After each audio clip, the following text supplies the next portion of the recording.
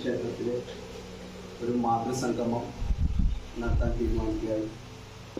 അതുപോലെ നമുക്ക് ഒരു ഭക്തി പ്രഭാഷണത്തിലൂടെ അതിനുവേണ്ട മാർഗനിർദ്ദേശങ്ങൾ നൽകാൻ ഇവിടെ എത്തിയിട്ടുള്ളത് ശോഭ ടീച്ചറാണ്. ശോഭ ടീച്ചർ പുറമുള്ളവരാണ് വീട്. ശോഭ ടീച്ചറെ ഈ മാതൃസംഗമത്തിലേക്ക് ക്ഷേത്ര ട്രസ്റ്റിൻ്റെ പേരിൽ സ്വാഗതം ചെയ്യാൻ, അതുപോലെ ഇവിടെ എത്തിച്ചേർന്ന എല്ലാ അമ്മമാരെയും ഈ മാതൃസംഗമത്തിലേക്ക് സ്വാഗതം ചെയ്തു.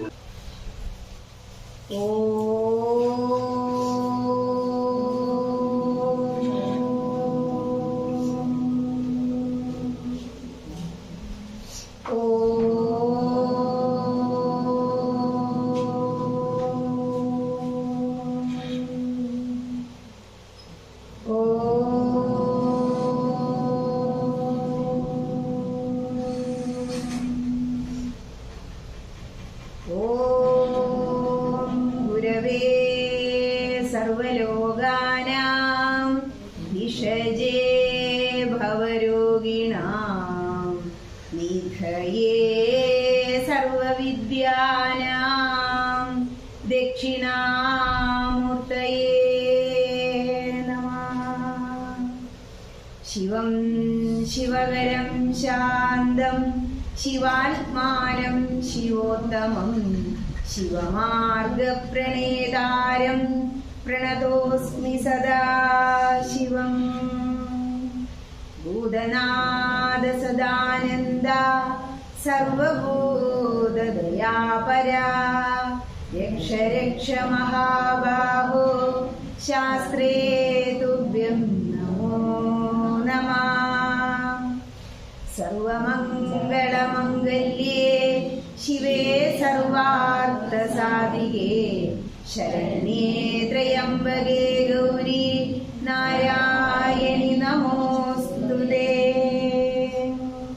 ഹര ഹര മഹാദേവ ഹര ഹര ശിവശങ്കര. ഓം ഗംഗണപതയേ നമഃ. ഓം സരസ്വതിയേ നമഃ. എല്ലാവർക്കും നമസ്കാരം. മോതിരംപറ്റ മഹാദേവ ക്ഷേത്രം ചെറുപ്പത്തിൽ കേട്ടു. കഴിഞ്ഞ മാസം അതിനെക്കുറിച്ച് വിശദമായിട്ട് പഠിച്ചു. നിമിത്തം പോലെ മഹാദേവൻ ഇങ്ങോട്ട് വിളിപ്പിക്കുക. കാരണം കാവിൽ വന്ന് ഒരു പ്രഭാഷണം നടത്തണം എന്ന് ആഗ്രഹിച്ച് അവരെനിക്ക് PDF അയച്ചു തന്നപ്പോൾ ആദ്യം തന്നെ മോതിരംപറ്റ ക്ഷേത്രത്തിനെ കുറിച്ചാണ് അതിലെഴുതിയിരിക്കുന്നത്.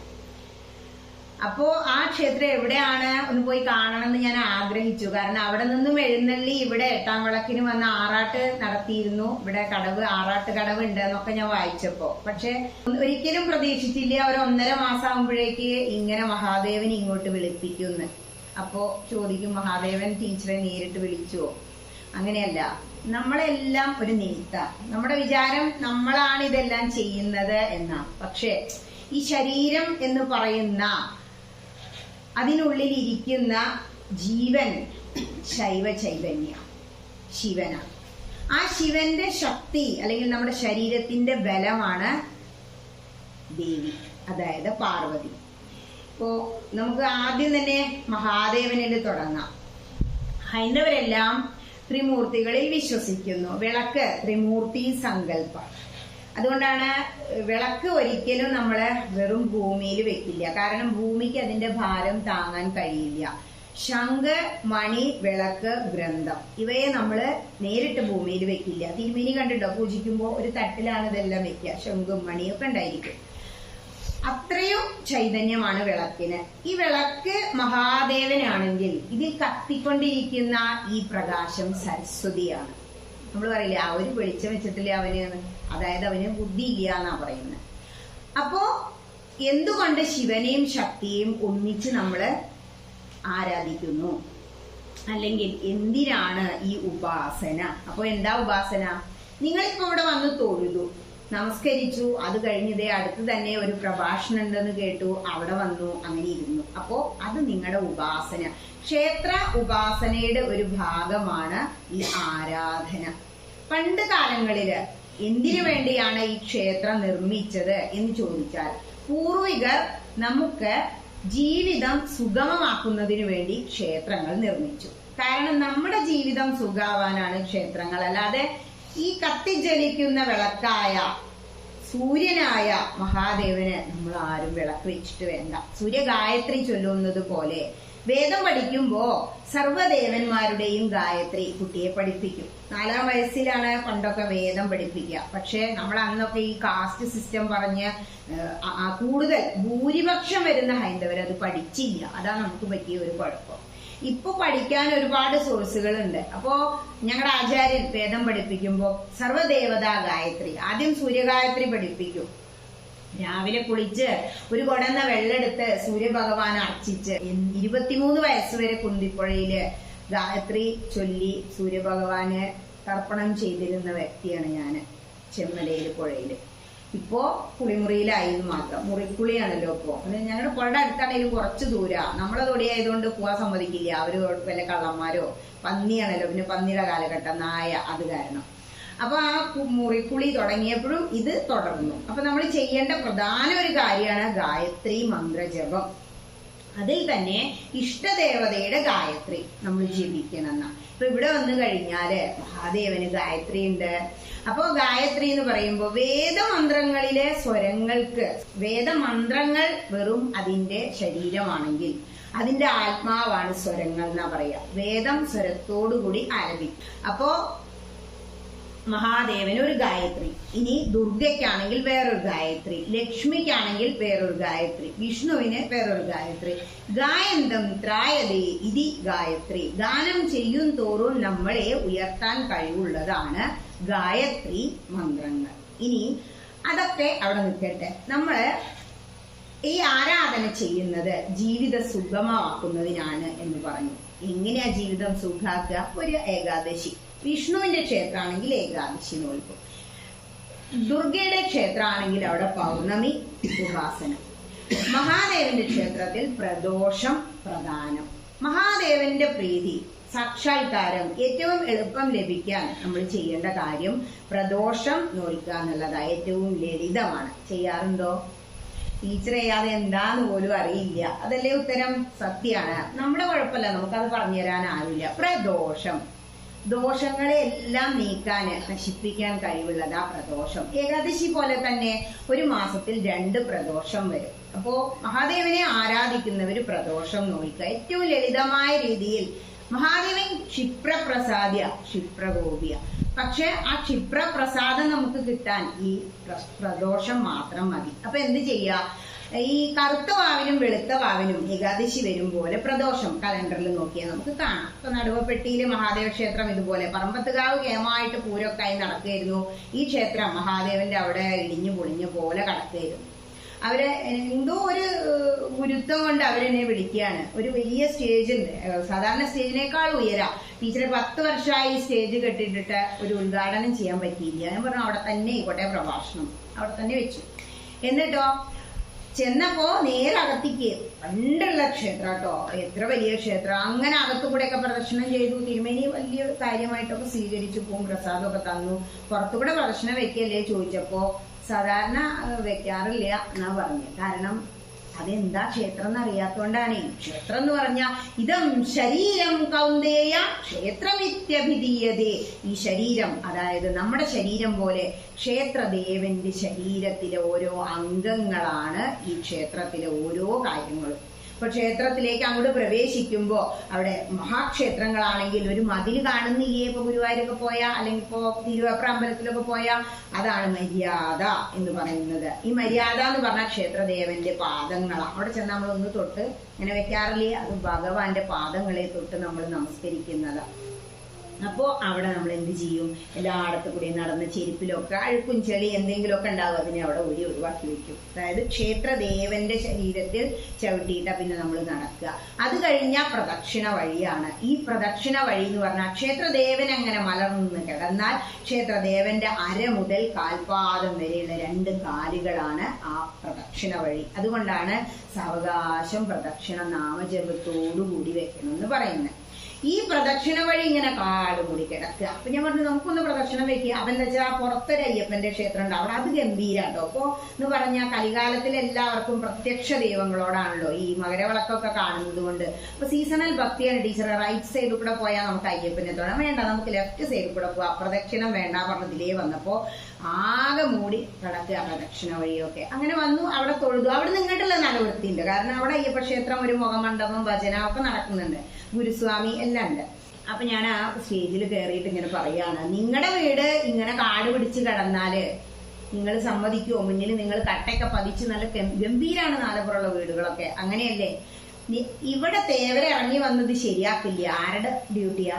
നമ്മളെ ഡ്യൂട്ടിയാണ് എന്ന് പറയുക. അത്രേ പറഞ്ഞോളൂ. ഒരൊറ്റ ആഴ്ച കൊണ്ട് അവര് ഒരു ഗ്രൂപ്പ് മാതൃസമിതി ഉണ്ടാക്കി, ആഡ് ചെയ്തു, അതിൽ ഫോട്ടോസ് വന്നു. ടീച്ചറെ എല്ലാം സേവനമായിട്ട് ചെയ്തു കേട്ടോ. പിതൃസമിതി മാതൃസമിതി ഒക്കെ ചേർന്നു എന്ന് പറഞ്ഞു. പ്രദക്ഷിണ വഴി വൃത്തിയാക്കി പുറത്തുകൂടെ പ്രദക്ഷിണം വെക്കാൻ തുടങ്ങി. എന്തിനു പറയുന്നു?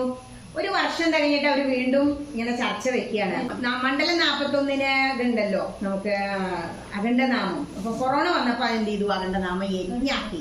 രാവിലെ മുതൽ വൈകുന്നേരം വരെ നമുക്ക് എന്ത് ചെയ്യാം? നാമജപം, അഖണ്ഡ നാമജപം വെക്കാന്ന് പറഞ്ഞു. അത് കഴിഞ്ഞ് ഭജന വേണോ അതോ പ്രഭാഷണം വേണോ എന്നായി ചോദ്യം. കഴിഞ്ഞ വർഷം കേട്ടല്ല, 10 മാസം ആവണേ ഉള്ളൂ. അപ്പൊ പറഞ്ഞത്ര അമ്മമാര് ഭജനപ്പൊ എന്നും കേൾക്കുന്നുണ്ടല്ലോ, പ്രഭാഷണം മതി. ഞാൻ അവിടെ ചെന്നപ്പോ അമ്പലമൊക്കെ ഒരച്ച് കഴുകി പെയിന്റ് വരെ അവർ മാറ്റിയിരിക്കുന്നു. അപ്പൊ അവർക്ക് ഇവിടുന്ന് ഇതിന് തോന്നിയത് നമ്മളൊന്ന് കൈ പൊക്കി കാണിക്കണം, എങ്കിലേ മഹാദേവൻ നമ്മളെ കൊണ്ട് പിടിക്കൂ. നമ്മൾ ഇങ്ങനെയല്ലേ നടക്കൂ വെച്ചാ ഭഗവാൻ കരുതിയിട്ട് വല്ല കാര്യമുണ്ടോ? ബ്രഹ്മാവിനും എളുതല്ല എന്ന് പറയുന്നുണ്ട്. എന്ത്? ഞാനിപ്പാൻ ആര് തന്നെ കരുതണം? നമുക്കു നാമേ പണിവതു നാഗം നരകവും അതുപോലെ നമ്മൾ തന്നെ വിചാരിക്കണം, അല്ലാതെ ആരും വിചാരിച്ചിട്ട് കാര്യമില്ല. ഇപ്പൊ എന്റെ കുട്ടി നാമം ചെല്ലുണ്ട് കരുതി അമ്മ അവിടെ ഇരുന്നാലൊന്നും അങ്ങോട്ട് പോവാൻ നേരത്ത് നാരായണ എന്നാ ചാമിളൻ വിളിച്ച പോലെ വിളിക്കാൻ തോന്നില്ല. കാരണം വേദന സഹിച്ചങ്ങനെ കിടക്കുമ്പോ കുഴയാതെ നാമം ജപിക്കുവാൻ സാധിച്ചിടണമേ നാരായണ ഹരേ. ആ നാരായണ നാമം അല്ലെങ്കിൽ ശംഭോ മഹാദേവ എന്ന് വിളിക്കാൻ തോന്നണമെങ്കിൽ ഈ ഒരു നാമജപ സംസ്കാരം വേണം. അപ്പൊ എത്രയോ തവണ നിങ്ങൾ ഇവിടെ വന്ന് തൊഴുതു പോയി, അത് വെറും LKG ആണ്. ഈ LKGയിൽ 60 വയസ്സായാലും ഇരിക്കാതെ ഇപ്പൊ തോന്നാണ് എന്ത്? ഇപ്പൊ LKG വേണ്ടേ? LKG ഇല്ലാതെ ഡിഗ്രി PG എടുക്കാൻ വയ്യ, അത് വേണം. ചെറുതാവുമ്പോ അമ്മ കുട്ടിക്ക് പറഞ്ഞു കൊടുക്കുന്ന മന്ത്രം എന്ന് പറഞ്ഞ മനനേനത്രായതേ ഇതി മന്ത്ര. മനനം ചെയ്യും തോറും നമ്മുടെ ആത്മാവിനെ ഉയർത്താൻ, ചൈതന്യത്തെ ഉയർത്താൻ കഴിവുണ്ട് മന്ത്രങ്ങൾക്ക്. ആ മന്ത്രം കുട്ടിക്ക് ആദ്യം ഇവിടെ കൊണ്ടുവന്ന് തൊഴുതു നമസ്കരിപ്പിച്ചു. വീട്ടിലെത്തിയ ഒരു 4 വയസ്സൊക്കെ ആകുമ്പോ ഒപ്പം ഇരുത്തും. അതുവരെയൊക്കെ അവർക്ക് കളിയാ, ഇരിക്കാൻ വയ്യ അവർക്ക്. അപ്പൊ ആദ്യം പറഞ്ഞു കൊടുക്കുന്ന മന്ത്രമാണ് ഓം നമ ശിവായ. അതുപോലും കറക്റ്റ് ആയിട്ട് അറിയില്ല, കാരണം നമശിവായ നിങ്ങൾ അവിടെ ബോർഡ് വെച്ചിട്ടുണ്ടോന്ന് എനിക്കറിയില്ല. സാധാരണ മഹാദേവ ക്ഷേത്രങ്ങളിൽ ഉണ്ടാവും ഓം നമശിവായ പഞ്ചാക്ഷരി മന്ത്രം. ഇതെവിടുന്ന? അപ്പൊ ആ പ്രായത്തിൽ അത് പറഞ്ഞു കൊടുക്കുമ്പോ നമ എന്ന് കഴിഞ്ഞ് 2 കുത്തിട്ടെന്ന് കണ്ടോ? അതാണ് വിസർഗം എന്ന് പറയുന്നത്. സംസ്കൃതം, സംസ്കരിച്ച ഭാഷയാണ് സംസ്കൃതം. പൂർണ്ണമായിട്ടൊന്നും പഠിക്കണ്ട, കുറച്ചൊക്കെ പഠിച്ചാൽ മതി. അത് വെച്ചിട്ട് ഞാൻ ഇപ്പൊ ഓരോ സ്റ്റേജിലും പോയിട്ട് ഞാൻ മലയാളം പ്രൊഡക്റ്റാ. അപ്പോ നമ എന്ന് പറഞ്ഞാൽ അവിടെ നിർത്തണം, കുത്തിട്ട് കഴിഞ്ഞാൽ നിർത്തണം, അത് വിസർഗ. പക്ഷെ ഈ കുത്തിന് ശേഷം വരുന്നത് ഏത് അക്ഷരാണോ അതിനനുസരിച്ചിട്ടാണ് വേദമന്ത്രത്തിൽ അതിന്റെ ശബ്ദം വരിക. അപ്പൊ ശ എന്നാണ് ശിവായ. അപ്പൊ ശ എന്ന് വരുമ്പോ ഈ മാ എന്നുള്ള വിസർഗം എന്നുള്ള ശബ്ദമായി മാറും, 2 ശാവും. അപ്പൊ എന്തായി? നമ ശിവായ എന്നാവും. അത് നമ്മൾ അറിയാം, കുട്ടിക്ക് പറഞ്ഞു കൊടുക്കുക. ഓം നമ ശിവായ. ഒരമ്മ വിളിച്ചു, ടീച്ചറെ 1 മാസമായി കുന്നംകുളത്തുനിന്നാട്ടോ. എന്റെ അച്ഛൻ വയ്യാതെ മൂക്കിലും കുഴല്, എല്ലായിടത്തും കുഴലാണ് ടീച്ചറെ. എന്നാ കഴിക്കണമുണ്ട്, വയറ്റുന്നും പോണുണ്ട്, വരാട്ടോ എനക്കൊന്നുമില്ല. 1 മാസമായി ഞങ്ങൾ ജോലിക്ക് പോയിട്ട്. കണ്ടോ, അങ്ങ് എത്തിയാ നമ്മുടെ ആൾക്കാർക്കും നമ്മളെ വേണ്ടാതെ, കാരണം നമ്മളെ കൊണ്ട് അവർക്ക് പ്രയോജനമില്ല. അത് ഈ ലോകത്തിന്റെ ഒരു തത്വം. അപ്പൊ ഞാൻ പറയാണ്, എന്താ ഇനിയിപ്പൊ ചെയ്യാ ടീച്ചറെ? ഞാൻ പറഞ്ഞു നിങ്ങൾ എന്നും വൈകുന്നേരം, അപ്പൊ നാമജപ സംസ്കാരം ഉണ്ടായിരുന്ന വ്യക്തിയാണെന്ന് പറഞ്ഞു. നമശിവായ, ഈ ഓം നമശിവായ എന്ന മന്ത്രം ഒരു 108 തവണ അയാളെ മേലിങ്ങനെ ഊതാൻ പറഞ്ഞു. നമശിവായ നമശിവായ എന്നോട് ഊതാൻ പറഞ്ഞു. ശരി, ഊതിക്കോളാം. അത് കഴിഞ്ഞ് എന്താ ചെയ്യണ്ടേ? അപ്പൊ ഞാൻ സഹസ്രനാമം അങ്ങനെ കേൾപ്പിക്കുക. അപ്പൊ കേൾപ്പിക്കാം, അവർക്കറിയും അവര് നാമജപമുള്ള ചേച്ചി. അത് കഴിഞ്ഞ് നിങ്ങളൊരു പണി ചെയ്യണം, ഒരു പശുദാനം അങ്ങോട്ട് കൊടുത്തോളൂ എന്ന് പറഞ്ഞു. പശുവിനൊക്കെ ദാനം ചെയ്യാൻ കുറച്ച് ബുദ്ധിമുട്ടല്ലേ ടീച്ചറെ, ഞങ്ങൾ പാവങ്ങൾ. അപ്പം ഞാൻ പശുദാനം എന്ന് പറഞ്ഞാൽ പശുവിനെ ഒന്നും കൊടുക്കണ്ട, ഒരു ഇണത്തോർത്ത് വാങ്ങിക്കുക. തിരുമേനിമാർ ഇങ്ങനെ ചുറ്റും കണ്ടിട്ടില്ലേ, അതാണ് പശുദാനം കൊടുക്കുക പറഞ്ഞാൽ ഒരു ഇണത്തോർത്ത് വാങ്ങുക. അതിൽ നിങ്ങളെ കൊണ്ട് കഴിയണ ഒരു ദ്രവ്യം, ദക്ഷിണ പറഞ്ഞാൽ അത്രേ ഉള്ളൂ. ഏത് യജ്ഞം നടത്തിയാലും ആചാര്യന് ഒരു ദക്ഷിണ, അത് വലിയൊരു കാര്യമാണ് അവിടെ ചെയ്യുന്നത്. ഇപ്പോഴത്തെ ഒന്നും തിരുമേനിമാർ പശുദാനം സ്വീകരിക്കാതെ ഇരിക്കും, കാരണം നമ്മളെ ഈ പാവാണ് അവർ ഇരിക്കണത്. അപ്പോൾ ആ പശുദാനം എന്ന് പറഞ്ഞാൽ 150 രൂപ വെച്ചിട്ട് അങ്ങോട്ട് കൊടുത്താൽ മതി തിരുമേനിക്ക്. അപ്പോൾ ഒരാഴ്ച എന്ന് ഞാൻ പറഞ്ഞു. അത് മനസ്സിലപ്പോ തോന്നുന്നത് ഞാനാണ് പറയുന്നത്. ഒരാഴ്ച കഴിഞ്ഞപ്പോ എന്നെ വിളി വന്നു, ടീച്ചറെ വാക്ക് സത്യമായിട്ടോ, ഞാൻ അത്ര വലിയ ആളായിട്ടൊന്നുമല്ല, പക്ഷെ നമ്മുടെ സാക്ഷാൽ തപസ്വികൾ ഈശ്വരന്മാരല്ലോ. നമ്മുടെ ജീവിതം ഒരു തപസ്യയായി മാറുമ്പോൾ, ഈ ഗ്രന്ഥങ്ങൾക്ക് മുന്നിൽ ഇരിക്കുമ്പോൾ നമ്മുടെ നാമജപം, ഉപാസന അതൊരു ശക്തിയായി നമ്മൾ പറയുന്ന കാര്യങ്ങൾ സത്യമാക്കുന്ന പറയുന്നത്. അപ്പോ ആ വിളി വന്നപ്പോ മോള് പറഞ്ഞു, അമ്മ ഞാനൊക്കെ അപ്പൊ എന്ന് വെച്ചാൽ കുട്ടിക്ക് പേടിയായി ഇത് കേട്ടപ്പോ. അങ്ങനെ ഒരു കൊല്ലുന്ന ആളായിട്ടല്ല, അത് നമുക്ക് ഒരു ദുരിതം വരുമ്പോ അതിനൊരു ആശ്വാസത്തിന് എന്താ പറഞ്ഞു കൊടുത്ത ശിവപഞ്ചാക്ഷരി മന്ത്രം സന്ധ്യ സമയത്ത്. സന്ധ്യയുടെ പ്രത്യേകത എന്താ, ഒരു 5:45 തുടങ്ങും മുത്തശ്ശി വിളക്ക് തുടക്കലും, മുടുക വിളക്ക് കിടന്ന് ഒക്കെ തുടക്കലും മഷിമാറ്റലും. ഇപ്പൊ അതൊന്നുമില്ല, കരണ്ട് വന്നു.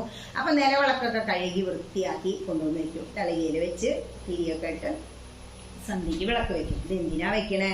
അപ്പോ അതിന്റെ ഉത്തരം കുട്ടിക്ക് പറഞ്ഞു കൊടുക്കണം. 5:45 കഴിഞ്ഞ ശ്രീ പാർവതീ ദേവിയോടുകൂടി ശ്രീ പരമേശ്വരൻ നൃത്തം ചെയ്യാൻ തുടങ്ങും നടരാജനായി. ആ നൃത്തം കാണാൻ വേണ്ടി മഹാദേവ ക്ഷേത്രങ്ങളിൽ സർവ്വദേവന്മാരും ദേവിമാരും വരൂത്രേ. അപ്പൊ പ്രദോഷം നോറ്റ് സന്ധ്യയ്ക്ക് അങ്ങോട്ട് ചൊല്ലുക, അപ്പോഴല്ലേ ഇവിടെ തുറക്കൂ. പ്രദോഷം നോറ്റ് അന്ന് അങ്ങോട്ട് ചെല്ലുക, 2 പ്രദോഷത്തിനും തിരുമേനിയോട് തുറക്കാൻ പറയുക. ആ നേരത്ത് തൊഴുത് ഇങ്ങനെ നിൽക്കുമ്പോ ആ എല്ലാ ദേവന്മാരും സന്തോഷിക്കുമ്പോ അവരുടെ എല്ലാ ദേവന്മാരുടെയും ദേവിമാരുടെ അനുഗ്രഹം നമുക്ക് കിട്ടും. ഇപ്പൊ സന്ധ്യക്ക് ശ്രീ പരമേശ്വരൻ പാർവതി ദേവിയോടുകൂടി നൃത്തമാടുമ്പോ നമ്മളിവിടെ വിളക്ക് വെച്ച് പ്രാർത്ഥിക്കുക. അതിനും അപ്പുറം സന്ധ്യ ആകുമ്പോ എന്ന് പറഞ്ഞ നരസിംഹമൂർത്തിയെ എപ്പോഴാ വധിച്ച്, രാവും പകലും എന്നെ കൊല്ലരുത് അല്ലെ. നിങ്ങൾ ആരെങ്കിലും പോയിട്ട് ഇതൊക്കെ കേട്ടിട്ടില്ലേ സപ്താഹത്തിന്? രാവും പകലും കൊല്ലരുത്, അകത്തും പുറത്തും വെച്ച് കൊല്ലരുത്, ഭൂമിയിലും ആകാശത്തും വെച്ച് കൊല്ലരുത്. അപ്പൊ എവിടെയാ മറുപടയുടെ മുകളിലായി, അകത്തും പുറത്തും അല്ല, ഭൂമിയിലും ആകാശത്തും അല്ല, മരത്തിന്റെ മുകളിലല്ലേ. അതാണ് മറുപടിയിൽ ഇരിക്കരുത് നമ്മ പറയുന്നത്. പിന്നെയോ രാവും പകലും അല്ല, ത്രിസന്ധ്യ സമയം. അതാണ് പറഞ്ഞത്. ആ സമയത്ത് നമ്മൾ അത്രയും ആരാധന. മറ്റൊന്ന് സയന്റിഫിക്കലായിട്ട് ഹൈന്ദവന്റെ എല്ലാ ആചാരങ്ങളും സയൻസുമായി ചേർത്ത് വെച്ചിരിക്കുന്നു. അതുകൊണ്ട് തന്നെയാണ് ലോകം മുഴുവൻ ഇപ്പോ ഹൈന്ദവന്റെ ഗ്രന്ഥങ്ങളുടെ പുറകെ. നാരായണീയത്തിന് ഇത്രയും പ്രസക്തി വന്നത് എന്താ? ഫാഷൻ ബോസ് കഴിച്ച അസുഖങ്ങളുടെ ഒരു പ്രശ്നങ്ങളാ. അപ്പൊ പറയാണ്, ടീച്ചറെ അവിടെ വേദന ഇവിടെ വേദന, ഒരു ദശകം വായിച്ച് ദിവസം അങ്ങോട്ട് സമർപ്പിച്ചോളൂ. എത്രയേ ഉള്ളൂ? 10 ശ്ലോകേ ഉള്ളൂ അധികം ദശകങ്ങളിലും. അസുഖം മാറിയിട്ടോ ഇപ്പൊ ഇരിക്കാനും നാമം ചെല്ലാനും ഒക്കെ പറ്റുന്നുണ്ട്. ഇത്രയേ ഉള്ളൂ. നമ്മുടെ വഴിപാടുകളെക്കാൾ ശക്തി പ്രാർത്ഥനകൾക്കുണ്ട്. അപ്പൊ വഴിപാട് ചെയ്യണ്ടേ? വേണം. ഇവിടെ വരുമ്പോ ഈ വിളക്ക് കത്തണം എന്നുണ്ടെങ്കിൽ എന്ത് വേണം? നമ്മളവിടെ രസീത് എഴുതിയിട്ടുണ്ടാവണം. അല്ലെങ്കിൽ കഴിയോ? നമ്മൾ കൊണ്ടുവന്ന് കൊടുത്ത് നമുക്ക് വേണ്ടി ചെയ്യിപ്പിക്കുന്നതാ വഴിപാട്. പക്ഷെ പ്രാർത്ഥന, മന്ത്രങ്ങളുടെ ശക്തി അത് നമ്മൾ നമ്മുടെ കുട്ടികളെ അറിയിക്കുക. സന്ധ്യാസമയത്ത് ഓം നമഃ ശിവായ കുറച്ച് കഴിഞ്ഞാൽ കുട്ടി വലുതായ ചോദിക്കും ഇതിന്റെ അർത്ഥം എന്താ. അപ്പോ നമ ശിവായ, ഞാൻ മഹാദേവനെ നമസ്കരിക്കുന്നു. അത് കഴിഞ്ഞാൽ കുറച്ചും കൂടി വലുതായി കഴിഞ്ഞാൽ അവൻ വീണ്ടും അന്വേഷിക്കും. അപ്പൊ ചോദിക്കുമ്പോ ഏത് പുസ്തകത്തിലെ അമ്മയാന്ന് ചോദിക്കും. അപ്പൊ എന്താ പറഞ്ഞു കൊടുക്കുക? അതൊന്നും അറിയില്ല, അമ്മ പറഞ്ഞു ഞാൻ ജപിക്കുന്നുണ്ട്, അതാവും നിങ്ങളുടെ ഉത്തരം. അപ്പോ അതാണ് ഹൈന്ദവന്റെ അടിസ്ഥാന ഗ്രന്ഥം ഏതാ? വേദങ്ങളാ. വേദങ്ങളില് ഈ നമ്മുടെ എല്ലാ പൂജാതി കർമ്മങ്ങളും എഴുതി വെച്ചിരിക്കുന്നത് യജുർവേദത്തിലാണ്. 2ാമത്തെ വേദം ഋഗ്വേദം, യജുർവേദം, സാമവേദം, അഥർവവേദം.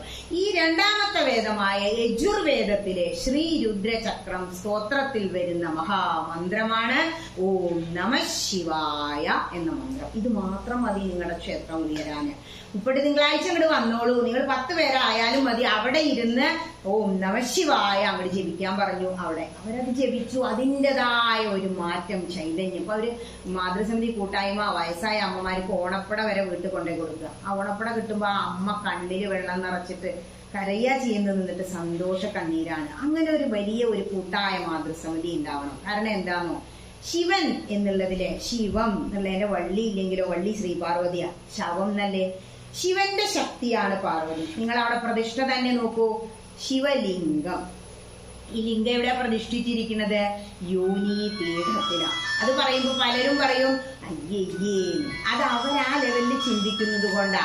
ഈ മഹാദേവന്റെ ലിംഗം എന്ന് പറയുന്നത് 446 ആണവ റിയാക്ടറുകൾ നമ്മുടെ ഈ ലോകത്തിലുണ്ടെങ്കിൽ എല്ലാം ഈ ശിവലിംഗത്തിന്റെ ആകൃതിയിലാണ്. നിങ്ങൾ കുറെ കാലമായിട്ട് ജീവിക്കുന്നു, ഫുൾ ടൈം ആർക്ക് വേണ്ടി ജീവിച്ചേ?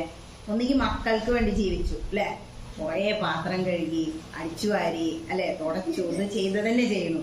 കുറെ ഭർത്താവിന് വേണ്ടി ജീവിച്ചു, കുറെ ഭാര്യയ്ക്ക് വേണ്ടി ജീവിച്ചു, കുറെ ജോലി സ്ഥലത്ത് പോയി, ഇങ്ങനെ ചുട്ടു തിന്നുന്നു ജന്മം പഴുതേ നാം. ഈ സാമാനാണ് നമ്മളതിനെ കൊണ്ട് നമ്മളെ സമയം മുഴുവനെ കളയാ അല്ലെ. ആരെങ്കിലും എന്നുമില്ലെങ്കിൽ ഒരു മണിക്കൂറായാലും ചിലർ നിർത്തില്ല എന്നാ പറഞ്ഞാ ടീച്ചറെ ഒരു കാര്യം കൂടി പറഞ്ഞുകൊണ്ടേ ഇരിക്കും. അവരെ വിചാരം എന്നോട് പറഞ്ഞതൊക്കെ തീർന്നു എന്നാ ഞാൻ പറയാ, ഗ്രന്ഥത്തിൽ വായിച്ചോളൂ ശരിയാവും. അപ്പൊ പറയും വായിക്കാനൊന്നും സമയമില്ല ടീച്ചറെ, ഈ പറയുന്ന സമയം പോലെ വായിക്കാന്. എല്ലാവർക്കും 24 മണിക്കൂറേ ഉള്ളൂ. പക്ഷെ നമ്മളെന്താ, ആത്മീയതയ്ക്ക് ഹൈന്ദവൻ സമയം കണ്ടെത്താതെ പോയി. അതുകൊണ്ടാണ് ആത്മീയത ഇല്ലാത്തത് കൊണ്ടാണ് ഹൈന്ദവൻ തകർന്നത്. ആത്മീയത തുടങ്ങണമെങ്കിൽ എവിടെ തുടങ്ങണം? ചെറുപ്പത്തിലേ ഇത് തുടങ്ങണം. ആ ഒരു സംസ്കാരം ഉണ്ടെങ്കിലുണ്ടല്ലോ കുട്ടി മനസ്സിലാക്കും, ഓ അപ്പൊ ഞാൻ ഈ ചൊല്ലിയത് വേദമന്ത്രം. കുട്ടികളോട് പറഞ്ഞ അമ്മമാര് പറയും, മന്ത്രമൊന്നും ഞങ്ങൾക്ക് അറിയില്ല, അത് ചിരിക്കുന്നത് പാപല്ലേ, തെറ്റിയാലോ. ഇതാണ് നമ്മളെ പ്രശ്നം, പേടിയാ, ഒക്കെ പാപാണ്. ഈ അരുത് എന്നുള്ള വാക്കുണ്ടല്ലോ ഹൈന്ദവന്റെ വീട്ടിൽ മാത്രമേ നമ്മൾ കേൾക്കൂ. വേറുള്ളവരെന്താ പറയാന്നോ, ചെക്കൻ രാവിലെ 5 മണിക്ക് നീട്ടിരുന്നിട്ട് ഈ തൊപ്പി വെച്ചിരുന്ന് മൂത്താപ്പാന്റെ ഒപ്പത് ചൊല്ലി അല്ലെങ്കിൽ നടക്കാൻ പോകുമ്പോ തെറ്റിയാലും ചൊല്ലടാന്ന് നിർബന്ധിച്ചിട്ട് അത് തിരുത്തി കൊടുത്ത് ഒപ്പം ഇരുന്ന് ചൊല്ലിക്കുന്നൊരു സംസ്കാരം. നമ്മൾ പറയും സരസ്വതി യാമത്തിൽ എഴുന്നേൽക്കണം. അതെപ്പോഴാ ടീച്ചറെ? 3 മണി കഴിഞ്ഞാ അതോടുകൂടി കഴിഞ്ഞു നീക്കലില്ലേ. ആരെക്കൊണ്ടാവുക ഈ 12 മണിക്ക് അപ്പൊ കയറി കിടക്കുക പലരും അല്ലെ. അമ്മയാണ് അവസാനം കിടക്കുക. 3 ഷിഫ്റ്റ് ഒക്കെ കഴിഞ്ഞിട്ടാണ് ഭർത്താവ് വന്ന് കിടക്കുക. അവരുണ്ടോ 3 മണിക്ക്? അപ്പൊ അത് സംഭവിക്കില്ല. 5 മണി കഴിഞ്ഞാൽ ഒരു 5:30 അവിടുന്ന് അങ്ങോട്ട് പൊങ്ങിക്കഴിഞ്ഞാല് ഒരു 6:30 വരെ നിങ്ങൾ അവിടെ ഇരുന്ന് വെറുതെ ഓം നമഃശിവായ. എന്റെ അമ്മമ്മ ശ്വാസം മുട്ടുള്ള വ്യക്തിയായിരുന്നു. അപ്പൊ അമ്മമ്മയ്ക്ക് നാർത്തൊന്നും നീക്കാൻ വയ്യ. അമ്മമ്മ എപ്പോഴാണ് നീട്ട് വന്നത് വെച്ചാല് അത് കഴിഞ്ഞാൽ കൈയും കാലും മുഖമൊക്കെ ഒന്നാട് കഴുകും. മേലിനി ഭസ്മം പൂശാൻ സ്ഥലം ഉണ്ടാവില്ല. 3 വര. ഈ 3 വര എന്താണെന്നറിയോ? ഇപ്പൊ ആരും പൂശണില്ല. വയസ്സായവരെല്ലാം 3 വരയുള്ള നീട്ടി മഹാദേവന്റെ നെറ്റിയിൽ നോക്കിയിട്ടുണ്ടോ ചിത്രങ്ങളില്? 3 വര. അതെന്താ ഈ 3ന്റെ സങ്കല്പം? നിങ്ങൾ അമ്പലത്തിൽ പോയാൽ 3 പ്രദക്ഷിണം വെക്കില്ലേ? അതുമാതിരി പൂണൂല് നോക്കിണ്ടോ തിരുമേനിയുടെ? 3 നൂലുണ്ടാവും അതിന്.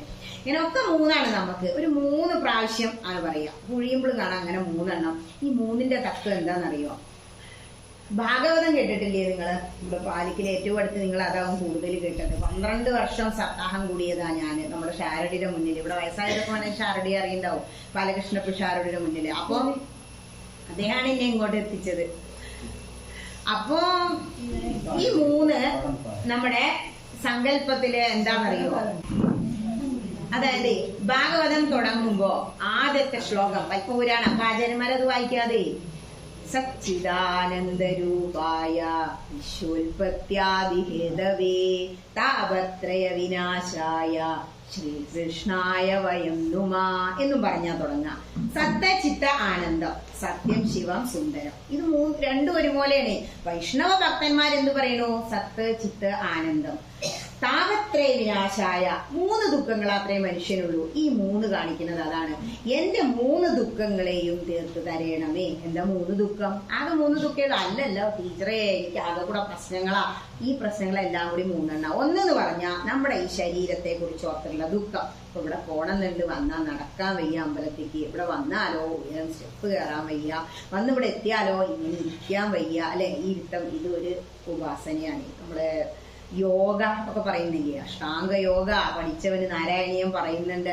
ശരീരം കൊണ്ട് എന്തും ചെയ്യാവുന്ന, അവന്റെ ആയുസ് വരെ അവന് നീട്ടിവെക്കാം, പരകായ പ്രവേശം ചെയ്യാം. പക്ഷേ കൃഷ്ണ ഇതെല്ലാം എനിക്ക് വേണ്ടാട്ടോ, എനിക്ക് അങ്ങയോടുള്ള ഭക്തി മാത്രം മതിയെന്ന് ഭട്ടേരിപ്പാട് പറയുന്നുണ്ട് നാരായണീയത്തില്. അപ്പോ അങ്ങനെ ഈ 3 ദുഃഖങ്ങളെ, ശരീരത്തെ ഓർത്തുള്ള ദുഃഖം, ശരീരവുമായി ബന്ധപ്പെട്ടവരെ ഓർത്തുള്ള ദുഃഖം, മറ്റൊന്ന് സ്ഥാവര ജംഗമ വസ്തുക്കളെ കുറിച്ച് ഓർത്തുള്ള ദുഃഖം. ഇതാണ് ഈ 3 ശാന്തി പറയണത്. വേദമന്ത്രങ്ങൾ ചൊല്ലുമ്പോ 3 ശാന്തി പറയണമെന്നാ. കാരണം വേദത്തിലെ ഓരോ മന്ത്രങ്ങൾക്കും 3 അർത്ഥമുണ്ട്.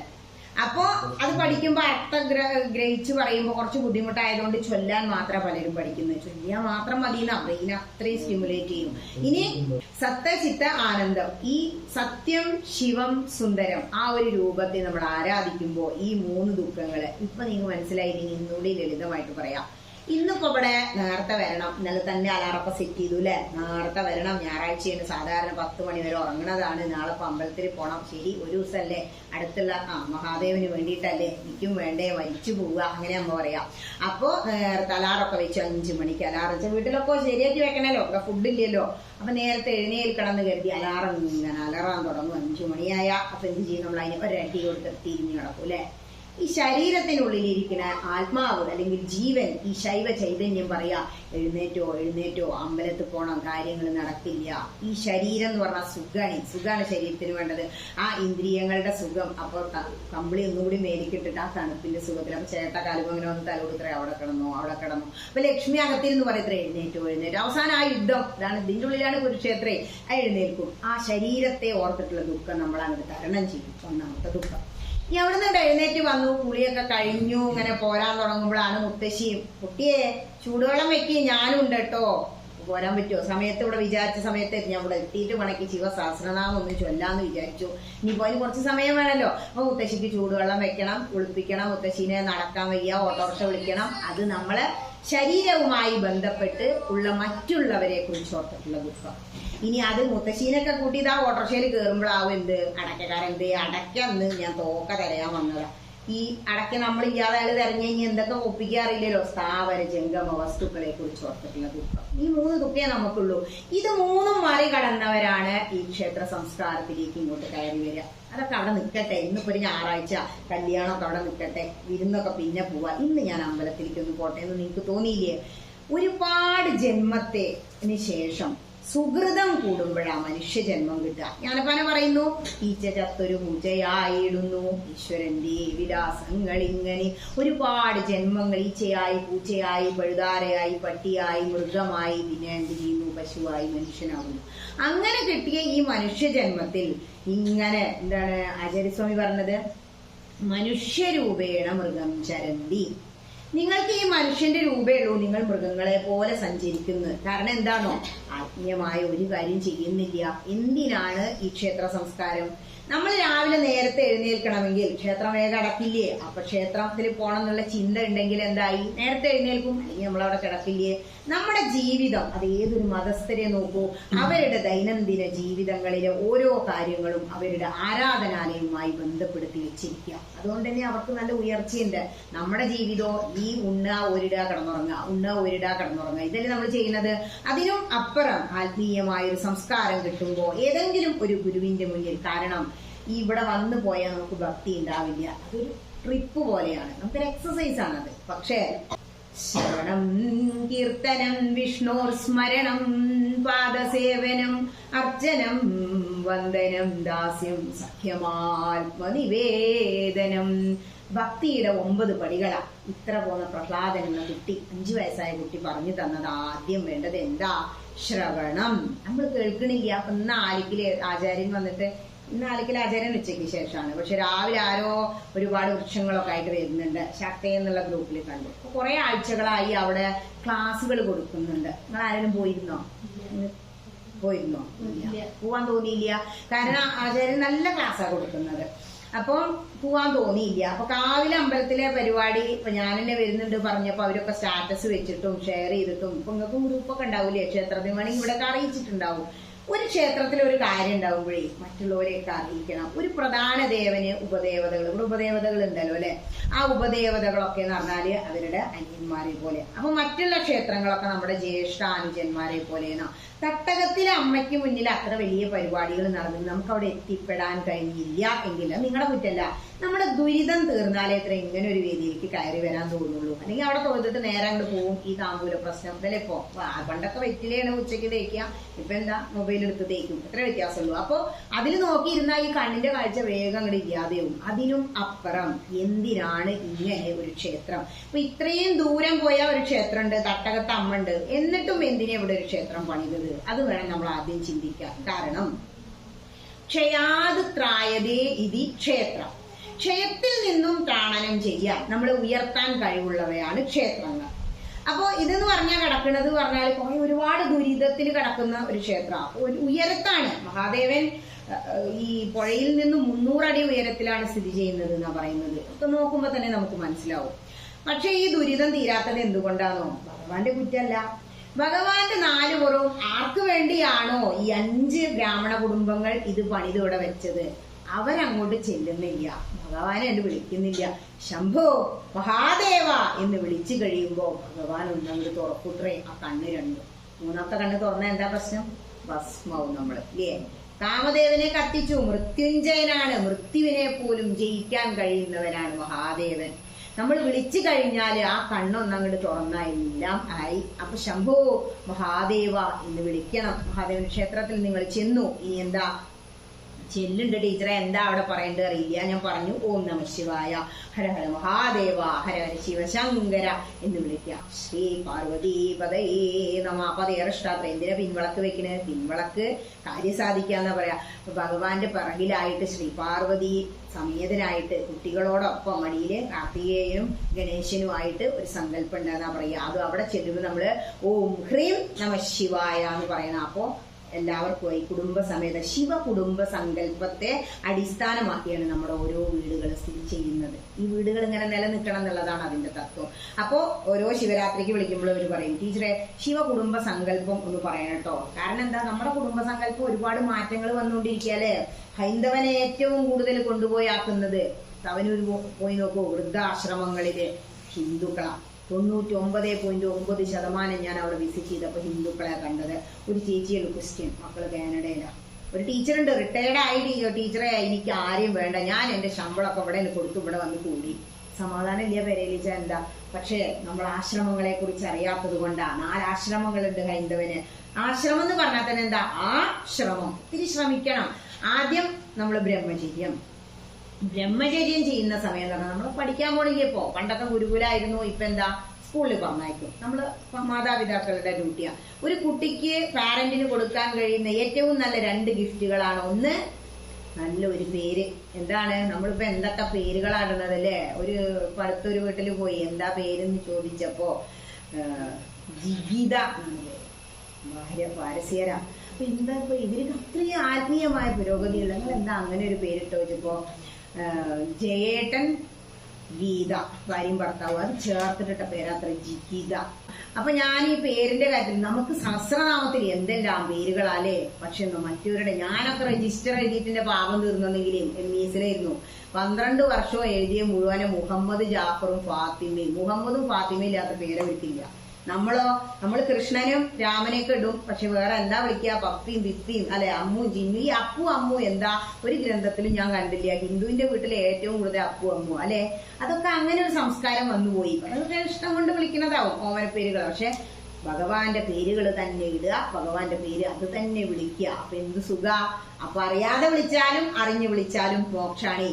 അജാമിളന്റെ കഥ അറിയില്ലേ? അജാമിളോപാഖ്യാനത്തില് ഭാഗവതത്തില് നാരായണ എന്ന് മകനെ എത്ര വിളിച്ച്, ഏറ്റവും ചെറിയ കുട്ടീനെ ഇഷ്ടേ. പക്ഷേ വിഷ്ണു പാർഷദന്മാര് വന്ന് തടഞ്ഞു അത്രേ കിങ്കരന്മാരെ. ഞങ്ങളുടെ സ്വാമിയുടെ പേര് വിളിച്ച് മരിച്ചാല് അല്ലെങ്കിൽ ആ സമയത്ത് അവരെ ഇങ്ങോട്ട് കൊണ്ടുപോകാൻ പാടില്ല, യമലോകത്ത് കൊണ്ടുപോകാൻ പാടില്ല. നേരെ ഡയറക്റ്റ് പ്രൊമോഷനാ ഇവിടേക്ക് വൈകുണ്ഠത്തിലേക്ക്. നമ്മളെ ഹൈന്ദവ മതത്തിൽ ഒരു ഗ്രന്ഥത്തിലും സ്വർഗം കിട്ടാനോ നരകം കിട്ടാനോ പ്രാർത്ഥിക്കുന്നില്ല മറ്റുള്ളവരെ പോലെ. എന്താ പ്രാർത്ഥിക്കുന്നതെന്നറിയോ? ഈ സ്വർഗവും വേണ്ട, എനിക്ക് നരകവും വേണ്ട, ഭഗവാനെ ആ പദാരവിന്ദങ്ങളിൽ അങ്ങോട്ട് ലയിച്ച് അങ്ങ് തന്നെയായി മാറുക. ഇവിടെ വന്ന് പ്രദോഷം നോറ്റ് നിങ്ങൾ ഓം നമഃ ശിവായ സന്ധ്യയ്ക്ക് 1.5 മണിക്കൂർ ജപിച്ചാൽ മതി. മരണശേഷം ശിവ ഭൂതഗണങ്ങളിൽ ഒന്നെങ്കിലും ആയി മാറുന്ന. ഭൂതഗണങ്ങൾക്ക് എന്ത് സുഖ, മഹാദേവന്റെ കൂടെയല്ലേ എല്ലായ്പ്പോഴും. ഇനി ഇവിടെ വന്ന് ധ്യാനിക്കണം. കണ്ണടച്ചിട്ടാ തുറന്നിട്ടാ തൊഴണ്ടേ. ആകെ കൂടെ കൺഫ്യൂഷനാല്ലേ. ഗുരുവായൂർ 5 മണിക്കൂറൊക്കെ ക്യൂ നിൽക്കും. എന്നിട്ട് അവിടെ എത്തിയാലോ ഒരൊറ്റ അടക്കലല്ലേ. അത് അപ്പക്ക് പറയും പോ. നാളെ അമ്മ പറയാം ഞാൻ കണ്ടില്ല ടീച്ചറെ, ഞാൻ ഒന്ന് കണ്ണടച്ച് തൊഴുതപ്പോഴേക്ക് ഒരു ഉന്തിന്നെ പറഞ്ഞയച്ചു. ഞാൻ പറഞ്ഞത് സാരല്ലേ ഇവിടെ തന്നെയാ. അഹമാത്മാഗുഡാകേശ ഇവിടെ ഇനി ഇരിക്കണതേ, ഇതിനെന്തിനാ പേടിക്കണത്? അതാണ് ഈ അടക്കില്. ഇവിടെ വന്ന് ഞങ്ങൾ അടച്ചിട്ടാ തുറന്നിട്ടാ തൊഴല്. കുട്ടി ചോദിക്കുമ്പോ ആദ്യം നമ്മൾ എന്ത് ചെയ്യണം? ബിംബത്തിന് പ്രതിബിംബമുണ്ട്. ആ ബിംബത്തിലേക്ക് അങ്ങനെ കണ്ണ് തുറന്നു നോക്കി ആ ബിംബത്തിന്റെ രൂപത്തെ നമ്മുടെ ആത്മാവിലേക്ക് ആവാഹിച്ചിട്ട് അടച്ച് തൊഴ. അപ്പോഴാണ് നമുക്ക് കണ്ണടച്ചല്ലേ കോൺസെൻട്രേഷൻ. ഈ കണ്ണാണ് ആകെ പ്രശ്നം. വിചാവരി ഇല്ലാത്ത 2 വാതിൽ വെച്ചതല്ലേ ബ്രഹ്മാവ്. എന്താ അതാണ് വേണ്ട. പടച്ചോ ഒരു ആക്സിഡന്റ് കണ്ട അപ്പൊ അടക്കില്ലേ നമ്മള് വയ്യ അത് കാണാനല്ലേ. അതാണ്. അപ്പോ കാല് വേദനിക്കുന്നുണ്ടാവും. അത് അക്കാല് നീട്ടിയിരിക്കണോ? അധികം സാരല്ലേ. അപ്പോ അങ്ങനെ ഒരു അവസ്ഥ നമുക്കുണ്ട്. അപ്പൊ അവിടെ ചെന്നാൽ നമ്മൾ എന്ത് ചെയ്യണം? കണ്ണ് തുറന്ന് ബിംബത്തെ കണ്ട്, അല്ലെങ്കിൽ ഇപ്പൊ അലങ്കാരമൊക്കെ എന്തിനാ? നമ്മുടെ ആ വായിച്ചെടുത്ത മനസ്സിലേക്ക് ആ മഹാദേവന്റെ രൂപം. അപ്പൊ ചോദിക്കാം, ആകെ ഒരു ലിംഗം ഇങ്ങനെ ഇരിക്കുന്നുണ്ട്, എന്ത് രൂപമാണ് ടീച്ചറെ? അപ്പോ അതിന്റെ ഉത്തരവ് ഞാൻ പറഞ്ഞു തരാം. ഞാൻ പറഞ്ഞില്ലേ, ഈ ശിവനെ, മഹാദേവന്റെ ലിംഗത്തെ യോനി പീഠത്തിലേക്ക് ഇറക്കി വെച്ചു എന്ന്. ആ യോനി പീഠം എന്ന് പറഞ്ഞ ആദിശക്തിയാണ്. ഏതൊരു ദേവനെ, ദേവിയെ, വിഗ്രഹത്തെ പ്രതിഷ്ഠിച്ചിട്ടുണ്ടെങ്കിലും അവിടെ ഒരു പീഠം ഉണ്ടായിരിക്കും. ആ പീഠം എന്ന് പറയുന്നത് ശക്തിയാണ്. ഈ ശക്തിയാകുന്ന ദേവിയുടെ യോനിയിലേക്ക് ശിവന്റെ ലിംഗത്തെ അങ്ങോട്ട് ഇറക്കി വെച്ചാൽ അതാണ് പുരുഷൻ. പുരുഷനും പ്രകൃതിയും ചേർന്നാൽ മാത്രമേ എന്ത് നടക്കൂ? ക്രിയേഷൻ, ഉൽപാദനം സംഭവിക്കൂ. ഈ പ്രകൃതിയിൽ പ്രജനനം നടന്നില്ലെങ്കിൽ സർവ്വജീവജാലങ്ങളും നശിച്ചു പോവില്ലേ? അതിന്റെ ഒരു സങ്കല്പമാണ് ഈ ശിവനെ ഇങ്ങനെ ലിംഗരൂപത്തിൽ പ്രതിഷ്ഠിച്ചിരിക്കുന്നത്. ഇനി എങ്ങനെയുള്ള ഭഗവാനെയാണ് നമ്മൾ കാണേണ്ടത്? വെറുതെ ഒരു തലയുള്ള മഹാദേവനാണോ? അല്ല. ധ്യേയ പഞ്ചമുഖോ രുദ്ര. മഹാദേവൻ 5 മുഖങ്ങളുണ്ട്. 5 മുഖങ്ങളും 5 ഭൂഷണങ്ങളും ഉള്ള മഹാദേവനെ നിങ്ങൾ ധ്യാനിക്കണം. കണ്ണടച്ച് അവിടെ അങ്ങനെ നിന്നു, ശിവലിംഗം അങ്ങനെ കണ്ടു. മഹാദേവൻ 5 മുഖങ്ങളുണ്ട്. പഞ്ചഭൂതങ്ങൾ അറിയാലോ, 5 മുഖങ്ങളുണ്ട്. ഈ 5 മുഖങ്ങളും കൂടാതെ 5 കൈകളില് 5 ഭൂഷണങ്ങൾ, 5 ആയുധങ്ങളുണ്ട്. അപ്പൊ ഏതൊക്കെയാ 5 ആയുധങ്ങൾ എന്ന് ചോദിച്ചാൽ നമ്മുടെ കുട്ടി ക്വിസിന് എഴുതില്ല, മറ്റുള്ളവരുടെ കുട്ടി എഴുതും. ഞാൻ ഒരുപാട് ക്വിസ് നടത്തി. ആദ്യത്തെ അധ്യായത്തിന്റെ പേരെന്ത്? ഭഗവത്ഗീത. 3 എണ്ണത്തുനിന്ന് ഒരു ക്വസ്റ്റ്യൻ ഇടണം എന്നാണ് അവരുടെ ഓർഡർ, മതേതരത്വം. അപ്പോ ഖുറാനിലെ ഒരു ചോദ്യം കൊടുത്തു, എത്ര അധ്യായങ്ങളുണ്ട്? നമ്മളെ കുട്ടിക്ക് അറിയില്ല, അവന് എഴുതി 114. അത് കഴിഞ്ഞു അവരുടെ ഏതോ ഒരു ശ്ലോകം ചോദിക്കുക. ശ്ലോകം എന്നല്ല, അവരിതിൽ വേറെ പറയാ. അത് ചോദിച്ചു, അത് ആ കുട്ടി എഴുതി. ക്രിസ്ത്യൻ മാത്രമേ എഴുതിയുള്ളൂ. പക്ഷേ ഭഗവത്ഗീതയിൽ ആദ്യ അധ്യായത്തിന്റെ പേരെന്ത്? അപ്പൊ നമ്മുടെ കുട്ടി എഴുതിയില്ല, മറ്റേ 2 കുട്ടികളും എഴുതി. അപ്പൊ എന്തിനാ അവരത് പഠിച്ചേ? അവരെന്താ ചെയ്യുന്നതോ? കമ്പൈൻ സ്റ്റഡിയാണ്. ഡിഗ്രിക്കൊക്കെ ലിറ്ററേച്ചറൊക്കെ എടുത്താൽ ഗീതയും ഖുറാനും ബൈബിളും ചേർത്ത് വെച്ചിട്ടാണ് അവർ പഠിക്കുന്നത്. നമ്മുടെ തന്നെ പഠിക്കില്ല. ആദ്യത്തെ അധ്യായം അർജുന വിഷാദ യോഗം എന്ന് അവരെഴുതി. അപ്പോഴാണ് നമുക്കത് മനസ്സിലാവാത്തത്. എന്തുകൊണ്ട്? ഈ കുട്ടീനോട് ഈ 5 ഭൂഷണങ്ങളും 5 ആയുധങ്ങളും ചോദിച്ചാൽ ഈ കുട്ടിക്ക് അറിയില്ല, നമുക്കും അറിയില്ല. അതാണ് എന്തൊക്കെയാ മഹാദേവന്റെ 5 ആയുധങ്ങള്. ഇപ്പൊ നേരെ പോകുമ്പോ ഈ ചിത്രങ്ങളില് പടം വെച്ചിപ്പോ ഇവിടെയൊക്കെ കാണുന്നില്ലേ, മഹാദേവന്റെ കൈകളിലും കഴുത്തിലും എന്തുണ്ട്? സർപ്പങ്ങളാ, ഘോര സർപ്പങ്ങളാ.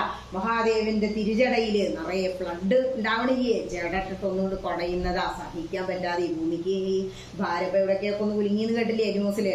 ഭൂമിക്ക് ഭാരം സഹിക്കാൻ പറ്റാതെ ആവുമ്പോൾ ഇട്ടിട്ട് കുടയുക ദുഷ്ടന്മാരെ കൊണ്ട്. എന്തൊക്കെ ദുഷ്ടത്തരാ നടക്കുന്നത്. അത് കഴിഞ്ഞാ ഇനി നോക്കിക്കോളൂ, അർജുനൻ എന്താ കൊടുത്തത്? പാശുപതാസ്ത്രം ഒരു കയ്യിൽ, അതായിരുന്നു. പരശുരാമൻ എന്താ കൊടുത്തത്? പരശു, ഒരു മഴുണ്ട് ഒരു കയ്യില്. ഇനി ഒരാൾക്കും കൂടിയും കൊടുത്തല്ലോ. രാവണൻ എന്താ കൊടുത്തത്? ചന്ദ്രഹാസം. ചന്ദ്രഹാസം എന്നുള്ള വാള് കൊടുത്തു. ചന്ദ്രഹാസം കൊണ്ടാണ് അത്ര ഇളക്കിയിട്ട് സീതരത്തേക്ക് ചെന്നത്. പക്ഷെ ദേവീനെ പേടിയായിരുന്നു മഹാദേവന്. കാരണം സ്ത്രീയുടെ സമ്മതമില്ലാതെ അവളുടെ ദേഹത്ത് തൊട്ടാ തല പൊട്ടിത്തെറിക്കുന്നൊരു ശാപം കിട്ടിയിട്ടുണ്ട്. അതുകൊണ്ടാണ് സീതയെ അദ്ദേഹം പ്രാപിക്കാതിരുന്നത്. രാമായണ മാസം വരുന്നു, നിങ്ങൾക്കത് കൂടുതൽ അറിയാം. അത് കഴിഞ്ഞാൽ 3 ഈ മറ്റു 2 ആയുധങ്ങളും കൂടി ഉണ്ട്. അത് മഹാദേവനെ നമ്മൾ കാണുമ്പോൾ തന്നെ അറിയാം. ഇങ്ങനെ മഹാദേവനൊരു ശൂലം കുത്തിങ്ങനെ നിൽക്കില്ലേ, അതിന്റെ പേരാണെന്ത്? ത്രിശൂലം. ഡമരുല്ലേ, ഈ ഡമരു ഇങ്ങനെ കൊട്ടൂത്രേ. അപ്പോ കിളികളൊക്കെ പാറി ഒളിക്കൂത്രേ മഹാദേവൻ പുറത്തിറങ്ങുന്ന സമയം കാനനത്തിനുള്ളില്. അത് കഴിഞ്ഞാ ഈ കയ്യിൽ ഒരു ധനുസ്സുണ്ട്, പിനാഗെന്ന് പറയും, ശിവധനുസ്. രാമ ചോദിച്ചു, പിനാഗെന്ന് പറഞ്ഞ നാഗങ്ങളല്ലേ? അല്ല, പിനാഗെന്ന് പറഞ്ഞ ശിവധനുസ. ഇങ്ങനെ 5 ആയുധങ്ങൾ, 5 ഭൂഷണങ്ങളും 5 തലകളും ഉള്ള ആ മഹാദേവിനെ നമ്മൾ അങ്ങനെ ധ്യാനിക്കുക. ആ ധ്യാനിച്ചുകൊണ്ട് ഞാൻ നിൽക്കുമ്പോ ശിവൻ എത്രയാ പ്രദക്ഷിണം? നിങ്ങള് 3 പ്രദക്ഷിണല്ലേ വെക്കൂ. എന്താ കാരണം? അറിഞ്ഞ് ആരാധിക്കുക. കാരണം അറിവാണ് ഭക്തി, അറിവാണ് ഈശ്വരൻ. അറിവ് ഒരുപാട് നേടുക. ഭക്തി ഉള്ളവനെ എന്ത് കിട്ടൂ? ജ്ഞാനം കിട്ടൂ. ജ്ഞാനം നേടുന്നവനെ വൈരാഗ്യം വരൂ. എന്താ വൈരാഗ്യം? അയൽവാസിയോട് വൈരാഗ്യം, അല്ലെ?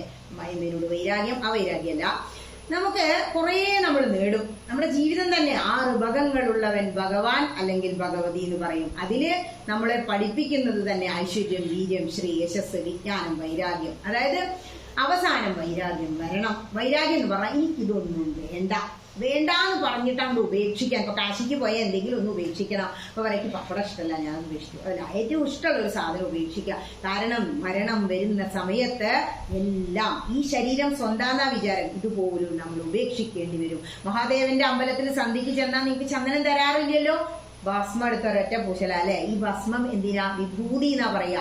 ഈ ഭസ്മം കാണിക്കുമ്പോ തന്നെ നമ്മൾ നമ്മുടെ ശരീരം ഭസ്മാന്തം ശരീരം ഉപനിഷത്ത് പറയുന്നുണ്ട്. ഈ ശരീരം ഭസ്മമായി മാറേണ്ടതാണ്. അപ്പോ ഭഗവാനോട് ചേരാൻ. മറ്റൊന്ന്, നമ്മുടെ ആത്മാവിനെ ശുദ്ധീകരിക്കാൻ ഭസ്മത്തിന് കഴിവുണ്ട്.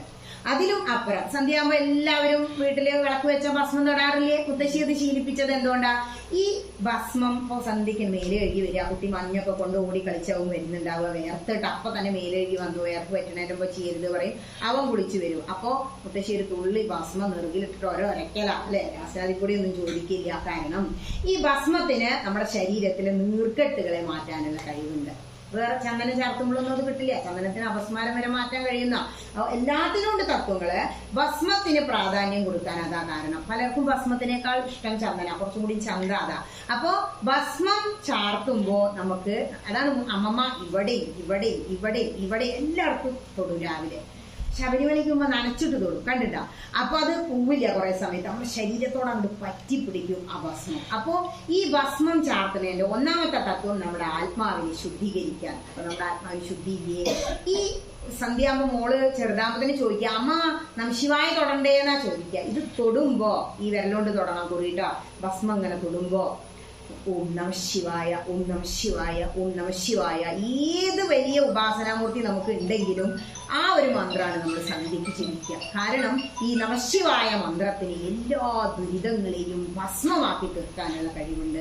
അപ്പോൾ നിങ്ങൾക്ക് ആ ഒരു ശിവ പഞ്ചാക്ഷരി മന്ത്രത്തിന്റെ മഹിമ മനസ്സിലായില്ലേ? ഇനി ഇവിടെ വന്ന് നമ്മളിങ്ങനെ പ്രദക്ഷിണം വയ്ക്കുക. മുക്കാൽ പ്രദക്ഷിണാകുമ്പോൾ കാണാം അവിടെ ഒരു കയറ് അല്ലെ, എന്തെങ്കിലും ഒരു അടയാളുണ്ടാവും. ഓവ് കെട്ടിണ്ട, ഓവിന്റെ അവിടെ നിങ്ങൾ ഓവ് മുറിച്ച് കളക്കരുത്. അതെന്താ അതിന്റെ സങ്കല്പം? കാരണം നമ്മളുടെ താന്ത്രിക വിധി പ്രകാരം മഹാദേവൻ ഏറ്റവും മുകളിലാണ്. അപ്പൊ ഞാൻ ആദ്യം ഗുരുവന്ദനം ചൊല്ലിയത് ഏതാ? ദക്ഷിണാമൂർത്തിനെയാ സ്തുതിച്ചത് അല്ലെ. ആ മന്ത്രം അറിയുന്നവർ ചൊല്ലണം എന്ന് പറയാൻ കാരണം ആദിദേവനാണ് മഹാദേവൻ, പിതൃദൈവം എന്നറിയപ്പെടുന്നു. എല്ലാവരെയും അങ്ങനെ സംഹാരമൂർത്തിയാണെങ്കിലും പരിപാലിച്ചുകൊണ്ടിരിക്കുക. എപ്പോഴും സംഹാരമില്ലല്ലോ. സൃഷ്ടിയും സ്ഥിതിയും സംഹാരവും വിളക്കിലെ ത്രിമൂർത്തികൾ. ഈ സൃഷ്ടി ഒരു നിമിഷം കൊണ്ട് നടക്കും, സംഹാരവും ഒരു നിമിഷം കൊണ്ട് നടക്കും. ഈ പരിപാലനം ആണ് വിഷ്ണുവിൻ്റെത്. ഒരുപാട് സമയം വേണം. ഈ ഒരു നിമിഷം കൊണ്ട് നടക്കുന്ന ജനനം അത് നമുക്ക് ഒന്നും അറിയാതെ വന്ന് ഭൂമിയിൽ പറക്കുന്നതാണ്. പക്ഷേ ഒരു നിമിഷം കൊണ്ട് നടക്കേണ്ടുന്ന മരണം ഞാൻ പറഞ്ഞില്ലേ, വലിച്ച് വലിച്ച് വലിച്ച് ആ ICUവിന്റെ ഉള്ളിൽ അവിടെ കുഴൽ ഇവിടെ കൊണ്ട് ഗ്ലൂക്കോസും കുത്തി കിടക്കാതെ അവസാനം ഒരു പ്രാർത്ഥനയുണ്ട്, അത് അവസാനം പറയാം കേട്ടോ. അപ്പോ അതിന് നമ്മളെ മഹാദേവൻ മാത്രം കനിയണം. എങ്കിലേ സംഹാരമൂർത്തിയായ ഭഗവാൻ നമ്മളെ ഒരു നിമിഷം കൊണ്ട് അങ്ങോട്ട് എടുക്കും. ജനനം പോലെ ഒരു നിമിഷം കൊണ്ട് ഇവിടെ വന്ന് ജനിച്ചെങ്കിൽ ഒരു നിമിഷം കൊണ്ട് മരിച്ച് അങ്ങോട്ട് എത്തണം. ഈ മനുഷ്യനുണ്ടല്ലോ ഏറ്റവും ഇൻസ്റ്റിങ്ക്റ്റ് കുറഞ്ഞ ജീവി. നിങ്ങളൊരു പശുക്കുട്ടി അല്ലെങ്കിൽ ആടുംകുട്ടി ജനിച്ചു വീഴുമ്പോൾ ശ്രദ്ധിച്ചിട്ടുണ്ടോ? നിമിഷ നേരം കൊണ്ട് അത് എഴുന്നേറ്റുള്ളൂ. മനുഷ്യനോ ഇങ്ങനെ മലന്നാ വിളിച്ച മലന്നലെ, കവുന്ന വിളിച്ച കവുന്ന, അത് അവിടെ അങ്ങനെ കിടക്കും. ഒന്നും രണ്ടും പോയ അതിലും കിടക്കും. ആരെങ്കിലും എടുത്ത് മാറ്റി കിടക്കണം. അവൻ എല്ലാവരെയും ആശ്രയിക്കുന്നു. 3 മാസം മലന്നങ്ങനെ കിടക്കും അല്ലെ. 3 മാസം കൂടി കഴിഞ്ഞാൽ ഒന്ന് കവുന്നു വീഴും. ചിലപ്പോൾ ഈ 3 മാസം കഴിഞ്ഞാൽ കവുന്നു വീഴും. 6 മാസമായാല് എന്ത് ചെയ്യും? ഒന്നിങ്ങനെ തുഴഞ്ഞ് അല്ലെങ്കിൽ ഇങ്ങനെ നീട്ടിയിരിക്കാൻ നോക്കും. ചിലരിയ്ക്കും, ചില കുട്ടികൾ ഇരിക്കില്ല. ഇരുന്ന് ഒരുപാട് തവണ മണ്ടയും കുത്തി വീഴും. നടക്കണമെങ്കിൽ വീണ്ടും 9 മാസം ആവണം അവനൊന്ന് നടന്ന് തുടങ്ങണമെങ്കിൽ. പശു നമ്മൾ തമ്മിലുള്ള വ്യത്യാസം മനസ്സിലായോ? പക്ഷെ ഏറ്റവും കുറഞ്ഞ ഇൻസ്റ്റിങ്ക്റ്റ് ഉള്ള ഈ ജീവി മറ്റുള്ളവരുമായി ബന്ധപ്പെട്ട് അച്ഛനും അമ്മയാണ് ഈ മലത്തുനിന്നും മൂത്രത്തുനിന്നും അവനെ മാറ്റിക്കിടത്തി. ശിശു എന്ന് പറഞ്ഞാൽ തന്നെ എന്താ? ഷീയും ഷൂവും പോണതാ. ആ അമ്മയെയാണ് കയ്യും പിടിച്ച് ഗുരുവായൂർക്ക് പോവുക. മുത്തശ്ശി ഏറ്റവും ഇഷ്ടത്തിലാ. എന്തെങ്കിലും എന്റെ കുട്ടിക്കൊന്ന് കൊണ്ടുപോകാൻ തോന്നിയില്ലോ ഗുരുവായൂർ. അപ്പൊ ചെരുപ്പ് എടുത്തിട്ട് വരാൻ പറഞ്ഞതാ. ഇപ്പൊ 6 മാസം കഴിഞ്ഞിട്ട് ആ കുട്ടിയുടെ ചെരുപ്പായിട്ട് വന്നില്ല അത്രേ മുത്തശ്ശി. കാത്തിരിക്കുക എന്റെ മകൻ ചെരുപ്പായിട്ട് വരുന്നു. ആ ചെരുപ്പ് ഇനി എന്തെങ്കിലും വരുമോ? നട തള്ളി പോയതാ. ഇതാണ് എങ്ങനെ എത്ര ബുദ്ധിമുട്ടി ഈ ഒരു സംസ്കാരം നമ്മൾ നമ്മുടെ കുട്ടിക്ക് ആത്മീയതയിലൂടെ പറഞ്ഞു കൊടുക്കണം. ഈ 3 മാസം ഇതിന്ന് നിന്നെ ഇത്രയും നോക്കി വളർത്തി മാറ്റിക്കിടത്തിയ ആ അമ്മയുടെ മഹത്വം, അച്ഛന്റെ മഹത്വം, അതാണ് ശിവകുടുംബ സങ്കല്പം. ഗണേശ കൗശലം എന്നൊരു കഥയുണ്ട്. നമുക്ക് ഒരുപാട് 4 വേദങ്ങളും അതിനോട് ഉപവേദങ്ങളും ഉണ്ട്, ഒരുപാട് ഉപനിഷത്തുക്കളുണ്ട്. ഇതൊന്നും മനസ്സിലാവില്ല എന്റെ കുട്ടികൾക്ക് തോന്നിയപ്പോൾ ആ പുരാണങ്ങൾ 18 എണ്ണവും പിന്നെ ഇതിഹാസങ്ങൾ 2 എണ്ണം രാമായണവും മഹാഭാരതവും സൃഷ്ടിച്ച് ഇതിലെല്ലാം നിറയെ കഥകളിൽ തത്വങ്ങളുണ്ട്. ഈ തത്വങ്ങൾ ചേർത്ത് കുട്ടിക്ക് ഹൈന്ദവൻ കഥ പറഞ്ഞു കൊടുക്കാത്തിടത്തോളം കാലം അവൻ അമ്മയെ ഗുരുവായൂർ നടത്തുള്ളൂ. ഇപ്പൊ പിന്നെ കുഴപ്പമില്ല, 3 നേരം അവിടെ ഭക്ഷണമൊക്കെ ഉണ്ട്.